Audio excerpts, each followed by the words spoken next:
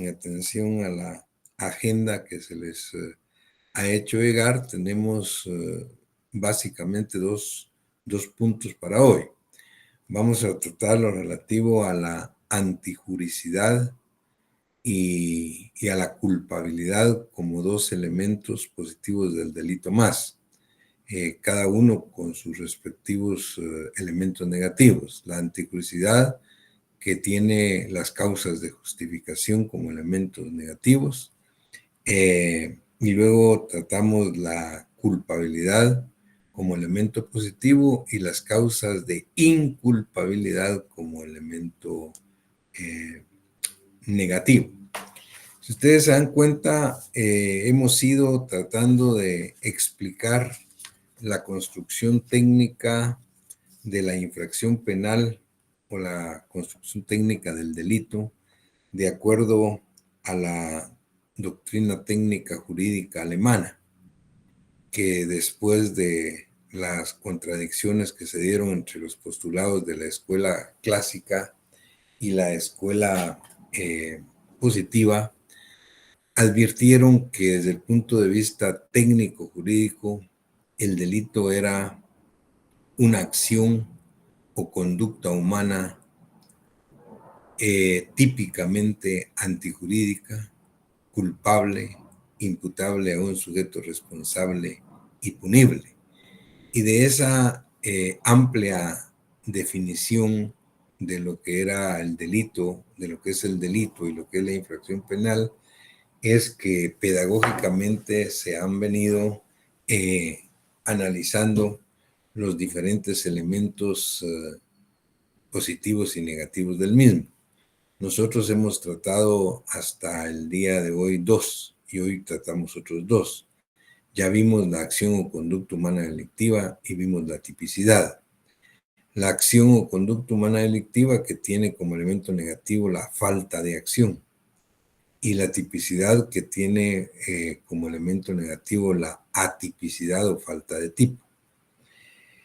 Sin embargo, pues cuando estamos analizando la construcción técnica jurídica de la infracción penal o del delito, se dice que no basta con que una conducta humana sea típica para que pueda ser delictiva.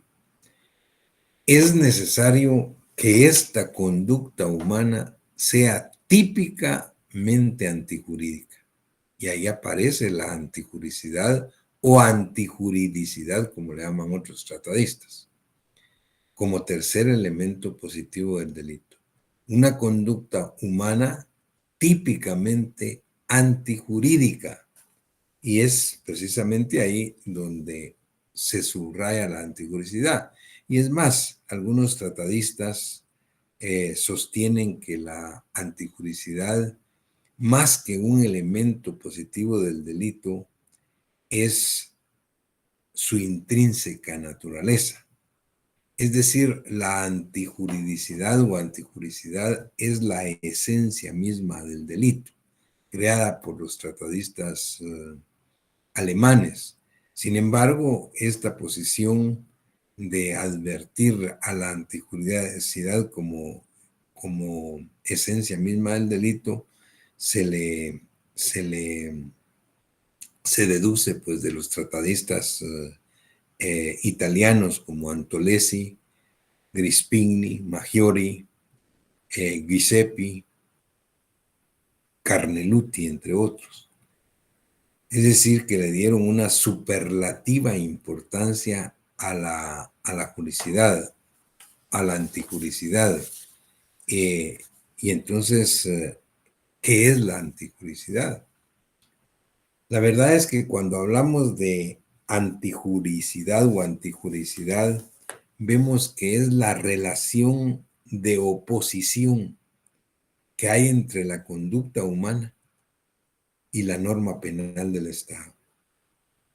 Es decir, la antijuricidad está compuesta por la contradicción entre una conducta humana concreta y un concreto orden jurídico establecido previamente por el Estado. Materialmente decimos que la acción que encierra una conducta antisocial que tiende a lesionar o a poner en peligro un bien jurídico por el Estado es una conducta humana antijurídica. En términos muy generales, muy amplios, cuando hablamos de antijuricidad es contra el derecho, contra el orden jurídico, antijuricidad. Sin embargo, hay que advertir que no todas las conductas humanas que son contra el orden jurídico pueden constituir figuras delictivas. Hay conductas humanas que son típicamente antijurídicas, pero que aparece inmediatamente una causa de justificación. Esa causa de justificación es el elemento negativo de la antijuricidad, Y cuando aparece ese elemento negativo de las causas de justificación, se excluye la antijuricidad del acto. Y si excluimos la antijuricidad del acto, se exime de responsabilidad penal al sujeto activo. De tal manera, pues, que tenemos entonces que el delito es una conducta humana típicamente antijurídica. Pero en el momento en que aparezca una causa de justificación, una causa de exclusión de lo injusto, como llama la doctrina, en ese momento esa conducta antijurídica se convierte en lícita, en legal, y desaparece la responsabilidad penal del sujeto activo. ¿Qué son las causas de justificación entonces? Las causas de justificación como elemento negativo de la antijuricidad son aquellas que tienen la virtud de convertir un acto delictivo en un acto lícito, en un acto legal. De acuerdo al Código Penal nuestro, el Código Penal guatemalteco, las causas de justificación las establece el artículo 24. Y cuando habla el artículo 24 de causas de justificación, se refiere específicamente, 1, a la legítima defensa, 2, al estado de necesidad y 3, al legítimo ejercicio de un derecho. Es decir, las causas de justificación desde el punto de vista legal en Guatemala son la legítima defensa, el estado de necesidad y el legítimo ejercicio de un derecho, que es lo que vamos a tratar de explicar en este momento. Es importante entonces que ustedes adviertan que esas causas de justificación plantean la ausencia de antijuricidad. Y si al aparecer una causa de justificación que justifica la antijuricidad del acto y la elimina, entonces la conducta deja de ser delictiva. Deja de ser delictiva. Y si deja de ser delictiva, deja de haber responsabilidad penal del sujeto activo. Y si no hay responsabilidad penal, el Estado no puede perseguirlo penalmente, ni mucho menos imponerle una pena. Esas entonces son los privilegios que de alguna manera nacen de la aplicación de las causas de justificación. Esas causas de justificación también se denominan en la doctrina causas de exclusión de lo injusto.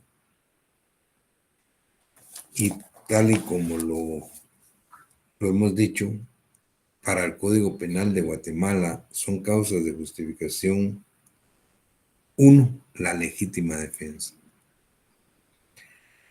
¿A qué se refiere la legítima defensa de acuerdo al Código Penal vigente en nuestro país. Dice, legítima defensa. Quien obra en defensa de su persona, bienes o derechos, o en defensa de la persona, bienes o derechos de otra, siempre que concurran las circunstancias siguientes: agresión ilegítima. B, necesidad racional del medio empleado para impedirla o repelerla. Y C, falta de provocación suficiente de parte del defensor. Es decir, si se comete un delito, pero se da una legítima defensa, se presenta una legítima defensa, desaparece inmediatamente la responsabilidad del sujeto, porque desaparece la ilicitud del acto, desaparece la antijuricidad de ese acto. Es importante advertir que esa legítima defensa tiene que llenar ciertos requisitos. Y esos requisitos de la legítima defensa son incluyentes. ¿Qué quiere decir son incluyentes? Que tienen que darse todos. Si no se dan los tres que establece la ley, desaparece la legítima defensa. ¿Cuándo se actúa? ¿Cuándo una persona actúa en legítima defensa? Cuando obra en defensa de su persona, de sus bienes o de sus derechos, o bien cuando obra en defensa de otra persona, de sus bienes o de sus derechos de esta persona. Pero siempre y cuando, dice la ley, concurran las circunstancias siguientes. Y esas circunstancias decíamos que son todas incluyentes, que deben darse las tres. Primero, una agresión ilegítima. Una agresión ilegítima. Debe haber una agresión antijurídica, dolosa o culposa para quien se trata de defender. Una agresión ilegítima. Para que ustedes vayan comprendiendo rápidamente de qué se trata estas causas de inculpabilidad, traíamos a cuenta con los compañeros de la sección anterior algunos ejemplos hipotéticos. Ejemplos hipotéticos muy sencillos para que ustedes puedan advertir cómo se da. Y poníamos el caso de un profesor que está impartiendo su cátedra en una clase presencial en la facultad. Él está impartiendo su práctica, su cátedra, su clase, cuando de repente se abre la puerta y entra una persona a quererlo agredir con un cuchillo. Él está tranquilamente dando su clase. Cuando ustedes ven que entra una persona que lleva un cuchillo en la mano, que lo está insultando y lo está tratando de atacar. Esa es una agresión ilegítima. Esa es una agresión ilegítima. ¿Qué pasa si ese momento el profesor se defiende? ¿Y cómo hace para defenderse? Lo que tiene él a la mano es la mesa de la cátedra que está ahí enfrente. Y él toma la mesita de la cátedra y principia a defenderse. Y con esa mesa golpea fuertemente al sujeto que lo quiere atacar y lo deja gravemente lesionado, o incluso le puede dar muerte de los golpes con la mesa de la cátedra. Si ustedes analizan ese caso, vamos a ver si hay o no hay una legítima defensa. En primer lugar dice, quien obra en defensa de su persona. Él estaba obrando en defensa de su persona, él está dando la cátedra tranquilamente. Siempre que se den tres circunstancias. Uno dice que haya una agresión ilegítima. En ese caso hubo una agresión ilegítima. Él no estaba molestando ni provocando a nadie. Entre una persona a quererlo, insultándolo, queriéndolo atacar. Luego dice, B, necesidad racional del medio empleado para impedirla o repelerla. debe haber una necesidad racional del medio empleado para impedirlo o repeler. Él se defendió con la mesita de la cátedra que tenía ahí de inmediato. Y se defendió, y para defenderse, pues golpeó al que lo iba a atacar y lo dejó gravemente lesionado. Entonces, hubo una necesidad racional del medio empleado. Ahora, luego dice falta de provocación suficiente por parte del defensor. O sea, falta de provocación suficiente por parte del que se defiende. En este caso, es lógico. Él no estaba provocando a nadie. Entonces, vean, se dan las tres circunstancias que legitiman y hacen posible la legítima defensa. En este caso, hay un delito de lesiones graves o incluso de homicidio en caso de que fallezca la persona. Y eso es una conducta humana típicamente antijurídica, pero en ese momento aparece una causa de justificación, que es la legítima defensa. Esa causa de justificación legitima la antijuricidad del acto y la exime.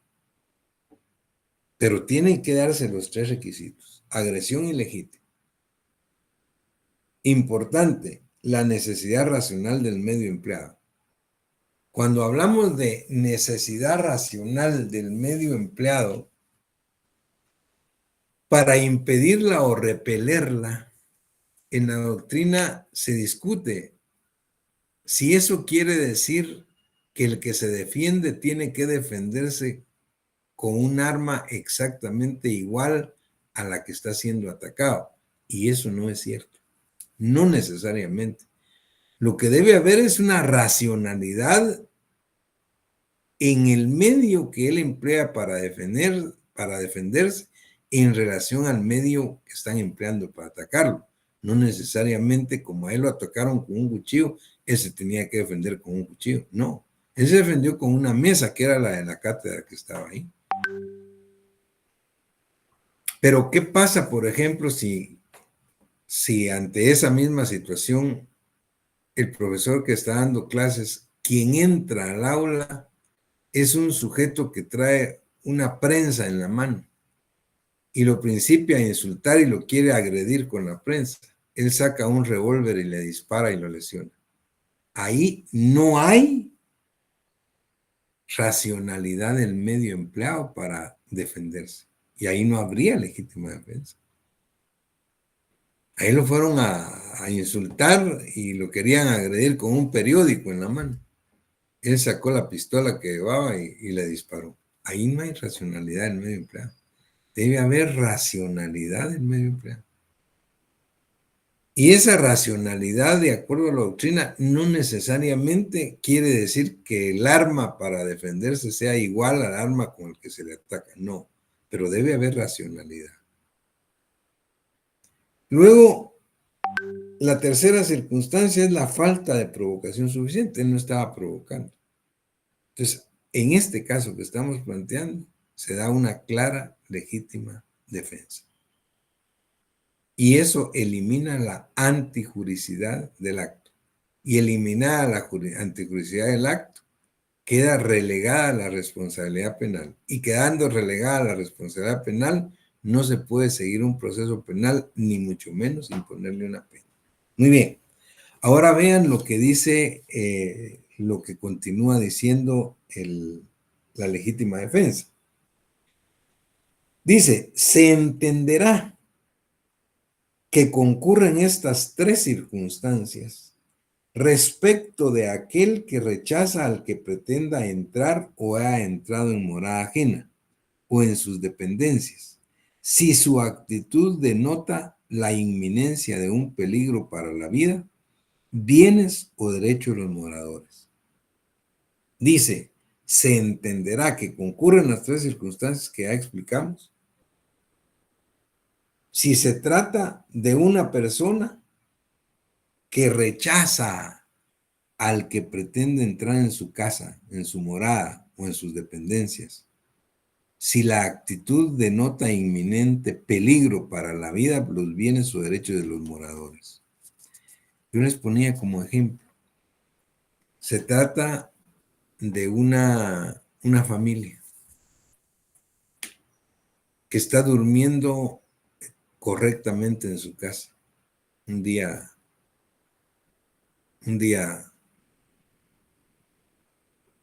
una noche, mejor dicho. Y cuando el esposo escucha, el padre de familia, que está con sus hijos y su esposa, escucha que están forzando la puerta de la calle, que están golpeando la puerta.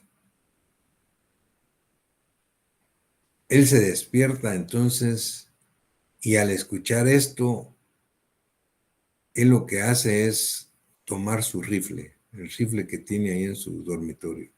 Y en el momento en que él toma el rifle, se da cuenta que rompen la puerta de su casa y un sujeto entra. Son las 12:30 de la noche. Él, al entrar, el sujeto le dispara y le da muerte. Cuando llega la autoridad, la policía y el Ministerio Público a levantar el cadáver, se dan cuenta de que ese sujeto era el vecino que venía borracho y que venía tan borracho que se equivocó de puerta y en lugar de entrar a su casa estaba forzando la puerta del vecino y como no le abría con la llave que él traía, rompió la puerta para entrar. Y el otro pensó, obviamente, que se trataba de un ladrón, qué sé yo, y le disparó y lo mató. Ahí hay un típico homicidio. Hay una conducta humana típicamente antijurídica, pero aparece una legítima defensa privilegiada. Eso es lo que dice el Código de Legítima Defensa Privilegiada. Dice, se entenderá que concurren estas tres circunstancias respecto de aquel que rechaza al que pretende entrar o haya entrado en morada ajena o en sus dependencias, si su actitud denota la inminencia de un peligro para la vida, bienes o sus derechos de sus moradores. Pensó que era un ladrón. Y luego finaliza el código diciendo, oigan esto, el requisito previsto en la literal C, o sea, la falta de provocación suficiente, no es necesario cuando se trata de la defensa de sus parientes dentro de los grados de ley, de su cónyuge o de su concubinario, de sus padres o hijos adoptivos, siempre que el defensor no haya tomado parte en la provocación. Ahí finaliza la legítima defensa. Entonces, esta es una legítima defensa privilegiada. Cuando alguien rechaza a quien entra o pretende entrar en su casa, en su morada, pues, donde él está con su familia. Ahí no es necesario que se dé la agresión ilegítima, no es necesario la racionalidad del medio empleado, no es necesario la falta de provocación. Vea en este caso qué racionalidad. Si este que venía y que quería entrar, ese no traía ni un arma, lo único que venía borracho y pensó que estaba entrando a su casa, pero era la casa del vecino. Y el vecino pensó que era un ladrón, que estaban asaltando su casa y se defendió. Eso se llama legítima defensa privilegiada. Y es una causa de justificación que elimina la antijuricidad del acto. En la doctrina, si ustedes leen, van a ver que hablan también de una legítima defensa putativa. Esa legítima defensa putativa se da cuando alguien se defiende porque cree realmente que está siendo atacado. Pero la verdad es que no es así. Él está defendiéndose en la creencia de que él está haciendo, pero eso es lo que él piensa en un momento, pues no es cierto, hay un error. Y se defiende. Yo les comentaba que la doctrina española, cuando habla de esto, hace referencia de un caso suscitado en una de las calles más transitadas de Madrid, la Gran Vía. Y dice que se encuentran dos enemigos acérrimos en la Gran Vía. Se encontraron dos enemigos una tarde de verano, de mucho calor en Madrid. 1,5 metros, 2 metros antes de cruzarse, uno se da cuenta que el otro mete su mano en la bolsa del saco. En ese momento, él saca el arma y le dispara. Saca su pistola que va y le dispara y le da muerte. Cuando llega la autoridad y levantan el cadáver, se dan cuenta que el sujeto que está fallecido no tenía ningún arma, absolutamente ninguna, y que él estaba metiendo su mano a la bolsa interna de su saco para sacar un pañuelo y limpiarse del sudor, porque era mediodía. Pero el otro pensó que lo iba a atacar porque era su enemigo acérrimo. Y antes de que sufriera el ataque, él sacó el revólver y disparó. Eso es lo que se llama legítima defensa putativa. Defenderse en la creencia racional que se está siendo de verdad atacado, pero no es así. Esa legítima defensa putativa que dice la doctrina en Guatemala, en la legislación penal guatemalteca, está contemplada como una causa no de justificación, sino una causa de inculpabilidad, que la tiene el artículo 25 en el numeral 3 y que le llama error. Dice error: ejecutar el hecho en la creencia racional de que existe una agresión ilegítima contra su persona, siempre que la reacción sea en proporción al riesgo supuesto. Eso es lo que la doctrina llama legítima defensa putativa. También se le llama error de hecho. Otros le llaman error propio. Defenderse de un ataque que no existe, que solo está en su mente, pero en la creencia de que realmente está siendo atacado. Esa es la legítima defensa putativa. Muy bien. Entonces, esta es la primera de las causas de justificación del artículo 24. Luego, la segunda dice estado de necesidad. Son causas de justificación. Segundo, estado de necesidad. Quien haya cometido un hecho obligado por la necesidad de salvarse o de salvar a otros de un peligro no causado por él voluntariamente ni evitable de otra manera, siempre que el hecho sea en proporción al peligro.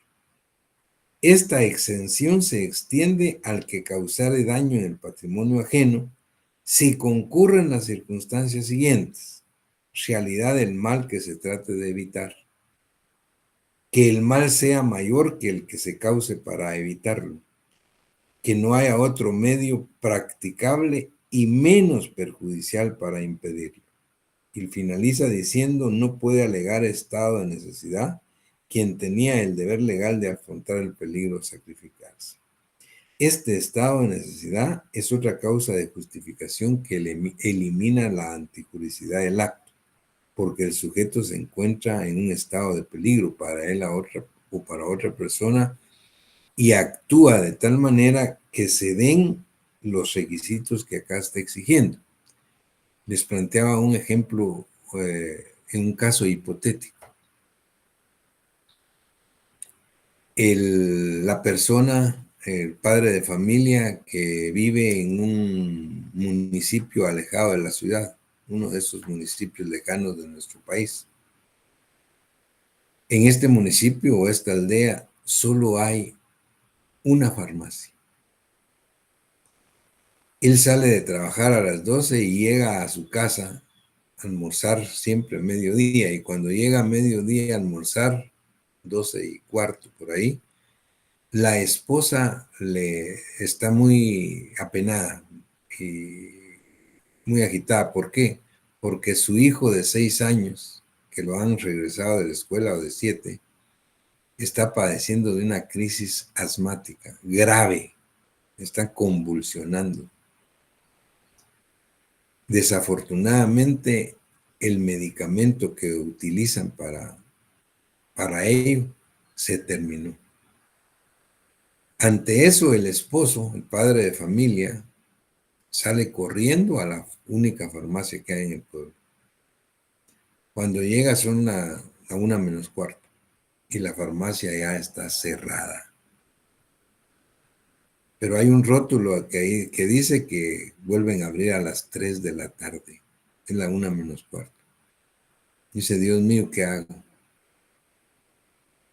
Analiza, y la otra farmacia más cercana de ahí está a 1:30 en otra aldea, en otro municipio cerca. Ante esa situación, él decide romper la puerta de la farmacia. Rompe la puerta, rompe el candado. Entra a la farmacia, rompe una vitrina y saca la medicina que él anda buscando. Él llega a su casa y salva la vida de su hijo. Pero es aprehendido por la policía por lo que hizo. Ante esa situación, a usted lo llaman como abogado para defenderlo. ¿Qué alegaría en su defensa? Usted tendría que alegar una causa de justificación que se llama estado de necesidad. Ese estado de necesidad elimina la antijuridicidad del acto. Y si elimina la antijuridicidad del acto, elimina la responsabilidad penal y no se le puede perseguir penalmente, ni mucho menos pues llevarlo a prisión. Pero veamos a ver si llenan los requisitos. Ese caso que hipotéticamente les estoy planteando. Dice quien haya cometido un hecho obligado por la necesidad de salvarse o de salvar a otros de un peligro. En este caso, él lo cometió obligado por salvar a su hijo. No causado por él voluntariamente, ni evitable de otra manera. Siempre que el hecho sea en proporción al peligro. Aquí no había otra manera, pues. Él no iba a esperar hasta las 3 de la tarde que regresara el farmacéutico, el boticario, o de repente no regresaba. Y si se iba a la otra farmacia, estaba a 1:30 de camino. En eso se moría su hijo. Entonces, él actuó en esas circunstancias. Y dice, esta exención se extiende al que causare daño en el patrimonio ajeno, como en este caso se causó daño en el patrimonio ajeno, si concurren las circunstancias siguientes. Realidad del mal que se trate de evitar. El mal era real, pues su hijo estaba sufriendo una grave crisis asmática que lo podía llevar a la muerte si no conseguía el medicamento. 2, que el mal sea mayor que el que se cause para evitarlo. Por supuesto, el mal hubiese sido mayor si se muere su hijo o se lesiona gravemente. Era preferible hacer lo que hizo. Y era menos grave romper la puerta de la vitrina para sacar el medicamento. 3, dice que no haya otro medio practicable y menos perjudicial para impedirlo. Ahí no había otro medio, porque no había otra farmacia. Aquí se da entonces un estado de necesidad que exime de responsabilidad penal. Ahora, oigan esto, que quede muy claro.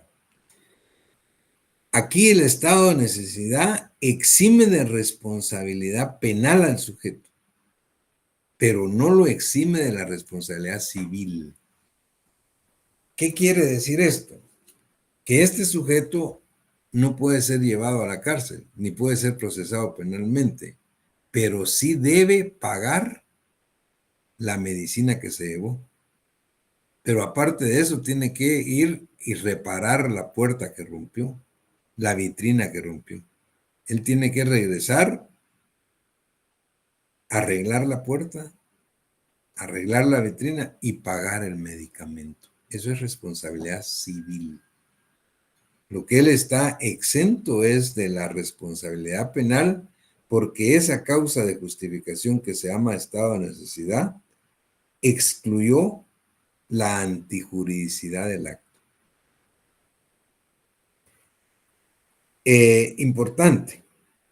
Dice, no puede alegar a estado de necesidad nadie que tiene el deber legal de afrontar el peligro de sacrificarse.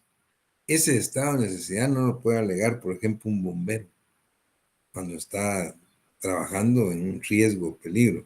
Un policía, por ejemplo, agente de seguridad de la Policía Nacional, o un capitán de barco, por ejemplo. Él, si está hundiéndose el barco, no puede, por un estado de necesidad, salvarse él y dejar que se ahoguen todos los demás. Él no puede alegar a estado de necesidad, él tiene que mantenerse. No puede alegar a estado de necesidad quien tiene el deber legal de afrontar el peligro de sacrificarse. Muy bien. Ahí tenemos entonces explicado lo que es el estado de necesidad, también como causa de justificación. Y finalmente habla del legítimo ejercicio de un derecho. Dice, quien ejecuta un acto ordenado o permitido por la ley en el ejercicio legítimo del cargo público que desempeña, de la profesión a que se dedica, de la autoridad que ejerce o de la ayuda que preste a la justicia.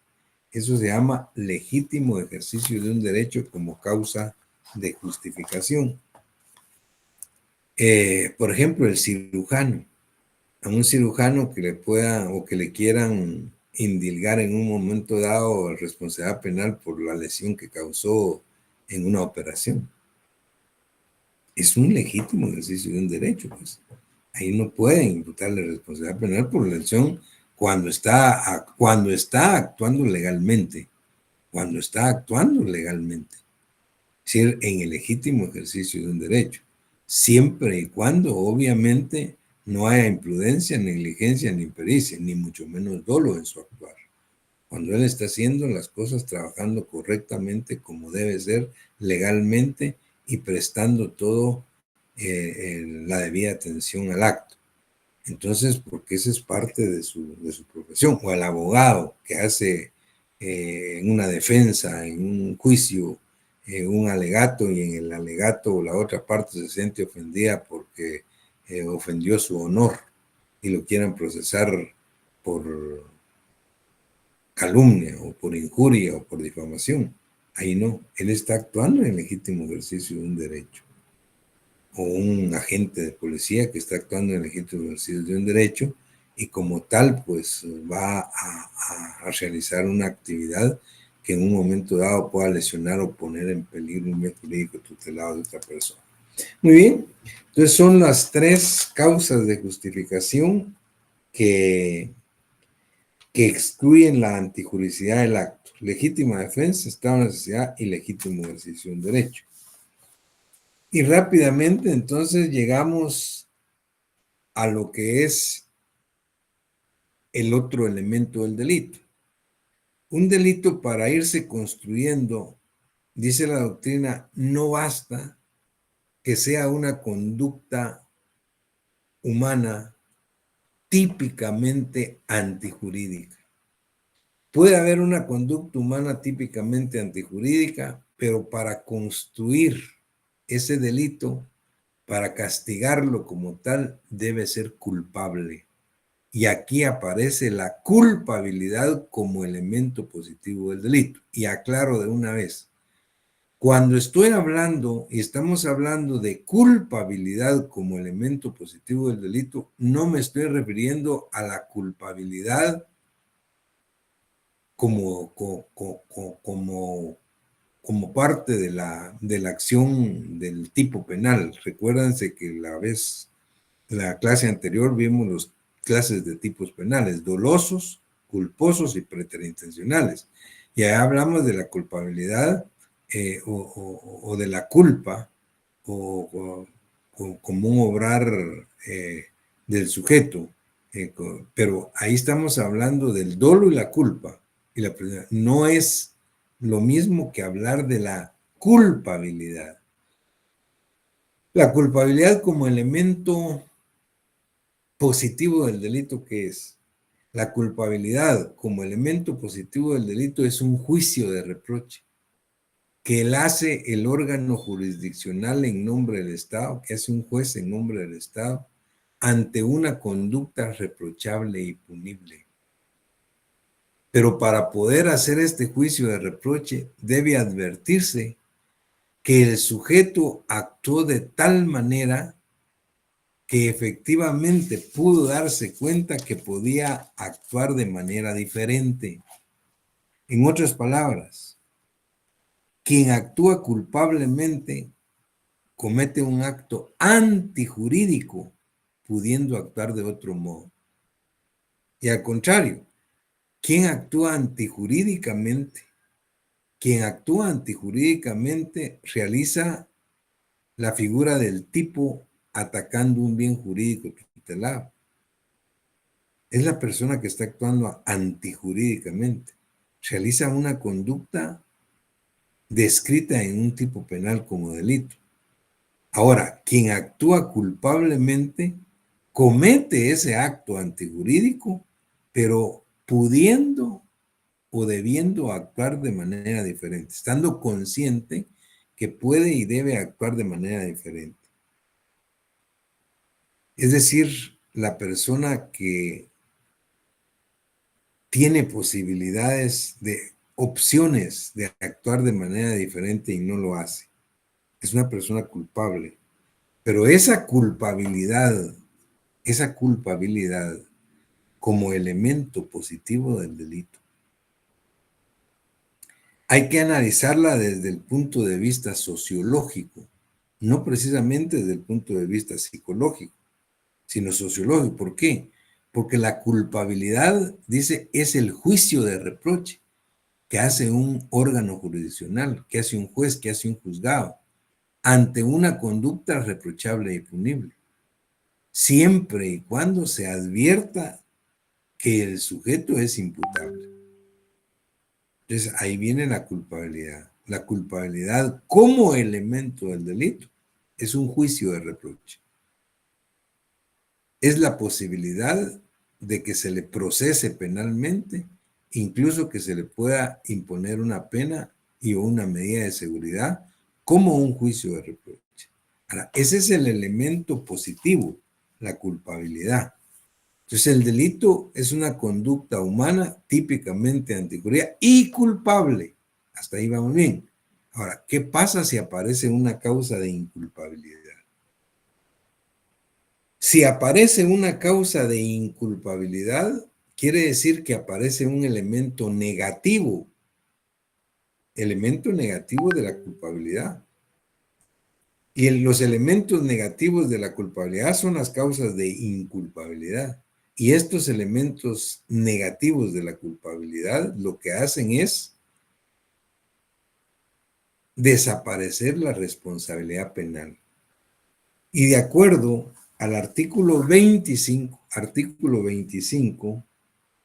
del Código Penal vigente en Guatemala, son causas de inculpabilidad, dice, 1, el miedo invencible; 2, la fuerza exterior; 3, error; 4, obediencia debida; y 5, omisión justificada. Analicémoslas rápidamente. La primera causa de inculpabilidad del artículo 25 es el miedo invencible. Ejecutar el hecho, dice, impulsado por miedo invencible de un daño igual o mayor, cierto o inminente según las circunstancias.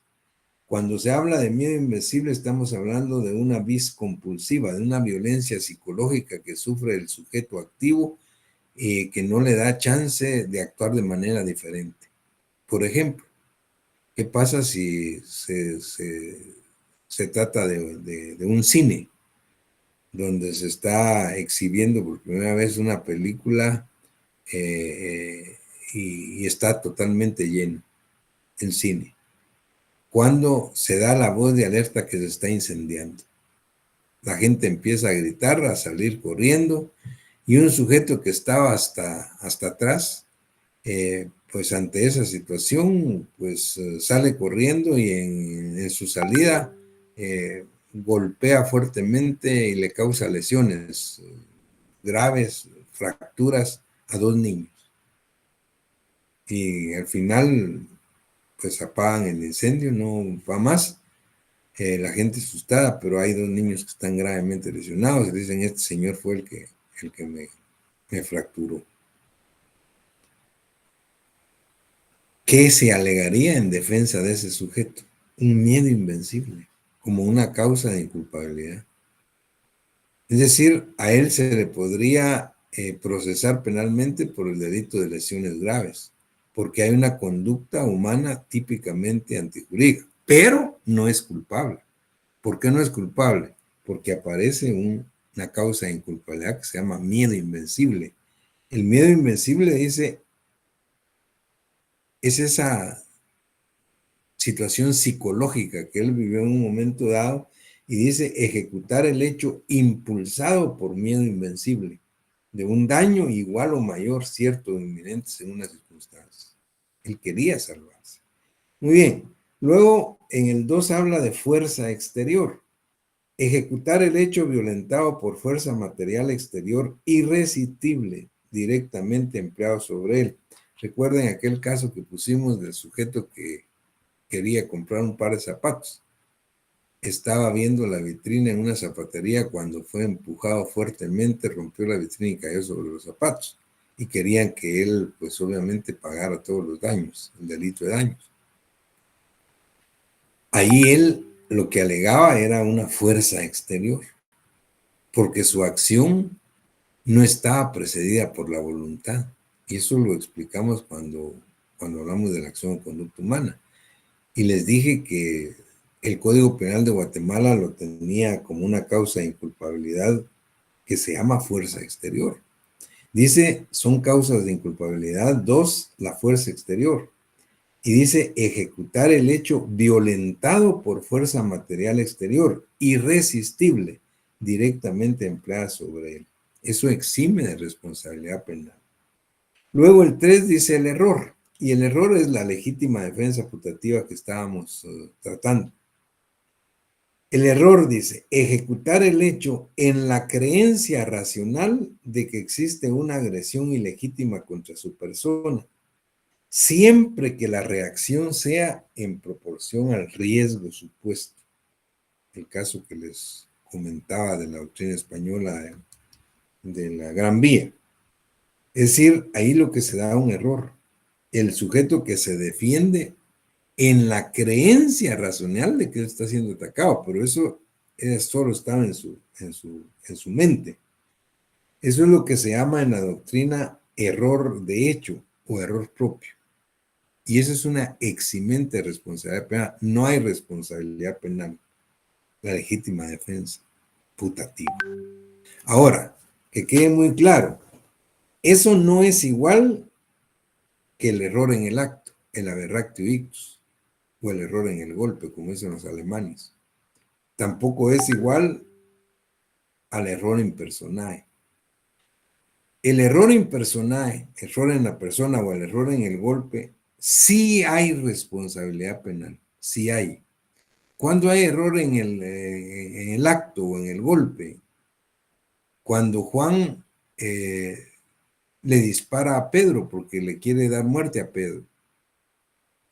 Pero la bala que dispara le acierta a Luis, que va a la par de Pedro, y mata a Luis. Es un aberractio ictus, error en el acto, error en el golpe, falta de pulso, pues, en otras palabras. Pero ahí sí hay responsabilidad penal. Ahí no hay eximente de responsabilidad penal. O error en la persona. Él le dispara, Juan le dispara a Pedro y le da muerte. Pero luego se da cuenta que no le dio muerte a Pedro, sino le dio muerte a Miguel, que tenía características parecidas a Pedro. Y él pensó que le estaba disparando a Pedro, pero realmente le dio muerte a Miguel. Eso se llama error impersonal. Tampoco exime la responsabilidad penal. Ahí se mantiene la responsabilidad penal. Y eso lo establece el artículo 21. Ojo, 21. Error en persona, dice. Artículo 21.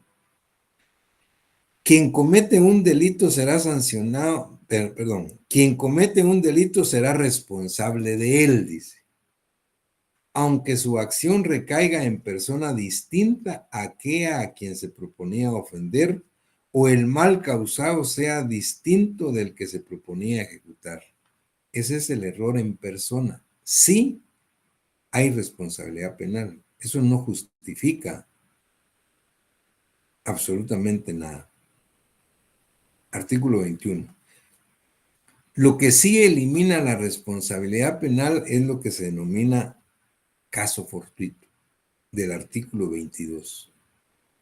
¿Qué es el caso fortuito? Es aquel que se da por mero accidente, cuando un sujeto o una persona realiza una actividad guardando todas las medidas precautorias necesarias para no lesionar o poner en peligro un bien jurídico tutelado.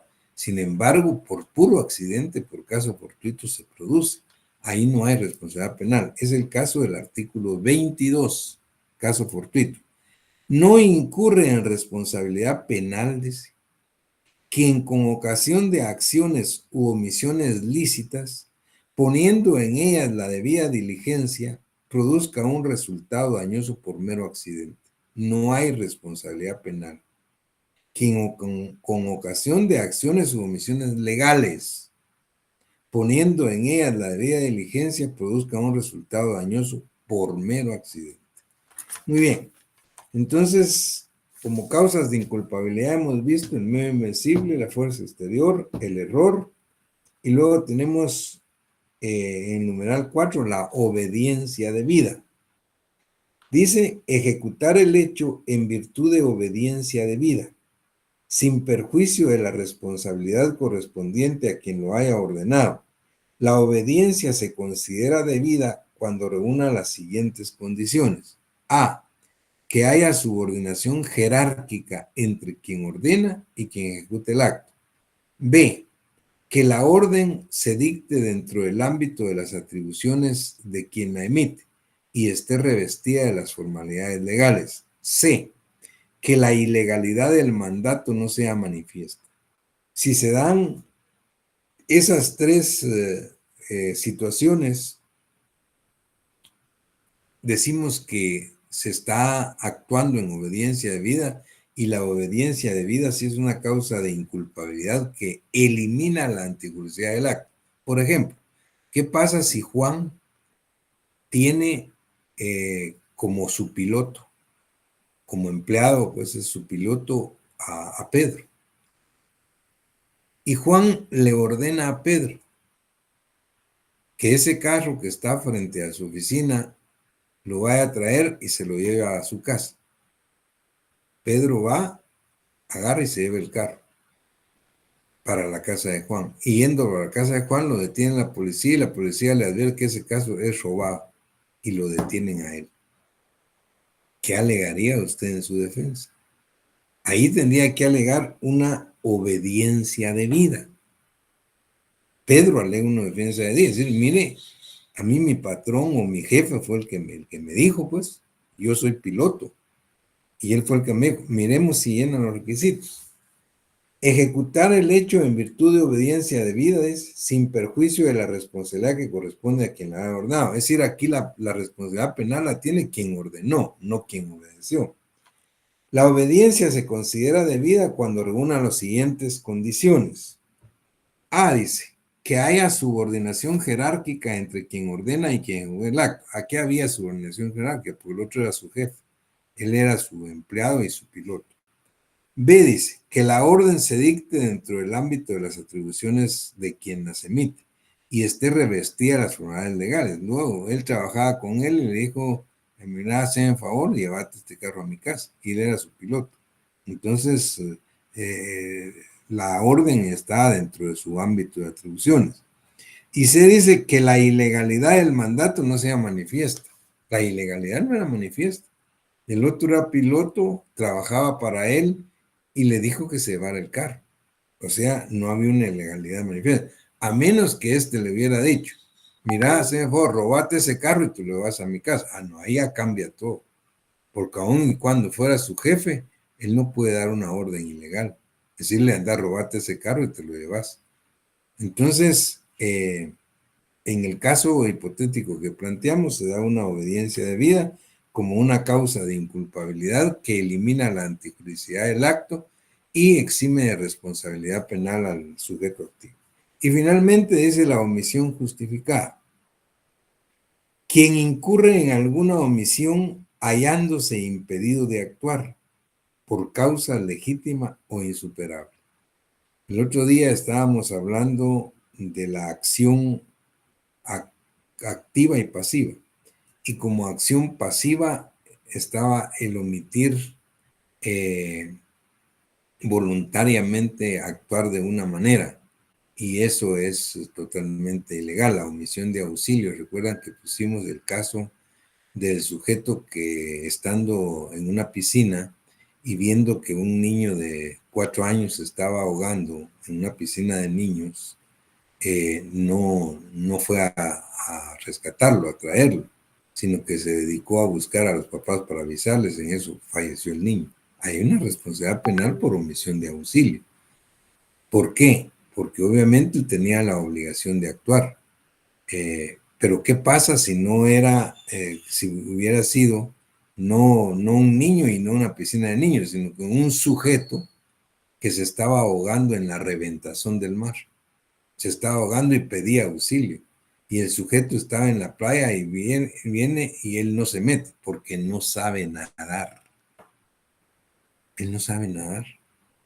Ahí no hay delito. Ahí hay una omisión justificada. Quien incurre en alguna omisión hallándose impedido de actuar por causa legítima o insuperable. Él no sabía nadar. Entonces, era justificada el no haber prestado auxilio.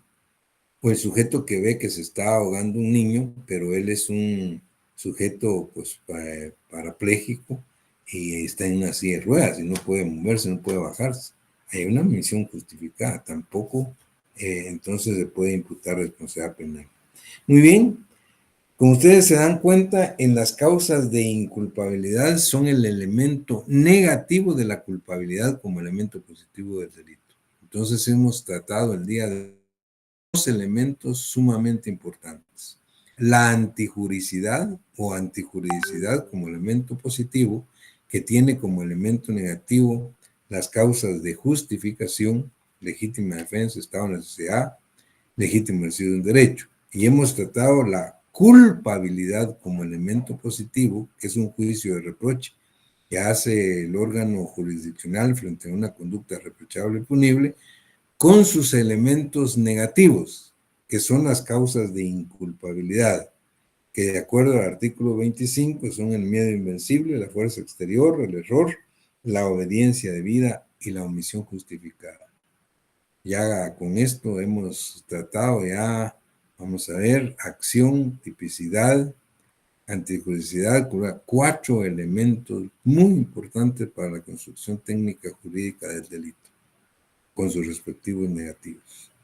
Quedamos entonces hasta acá. Muchísimas gracias por su atención. Que estén bien. Pasen feliz tarde.